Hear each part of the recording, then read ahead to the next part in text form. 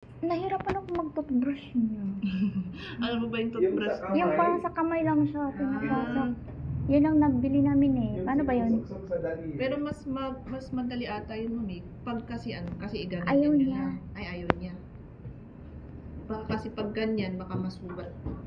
Kung nasanay siya na ganun. Pero pwede niyong itry na yung ganyang toothbrush. Yung mahaba. Ito mas siguro yung sa kamay na.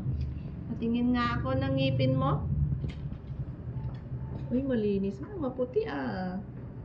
Ano, mahilig siyang mag-ano. Oh, ganyan siya. Mahilig siyang mag-bite. Diba? Pero, Parang silikon yung toothbrush niya.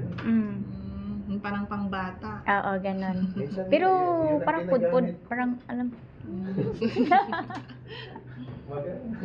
Oh, pwede naman po. Okay, clear lang tong vaccine mo. Pero medyo masakit tong bakuna na to. Okay sa'yo yung last. Medyo makatiit ko. Basta hindi po nagsusuka nagtataing. Oh, hindi naman. Ayan na. Okay. Tusok ang baby. Ayan na Makati. Makati siya. Oh, malapit ka nang graduate. Isa na lang. Isa na lang ba? Ay, yung isa. Ano?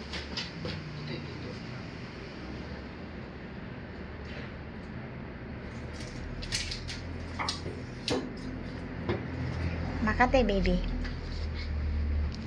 Oops.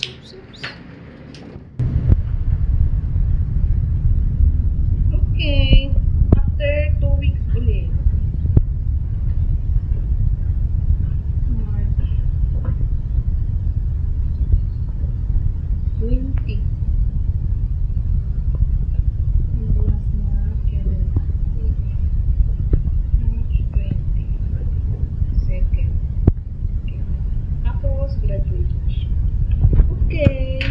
Tapos na. Tapos Talaga na. ng lip mo. Oo, ganyan. Mahilig siya sa ganyan.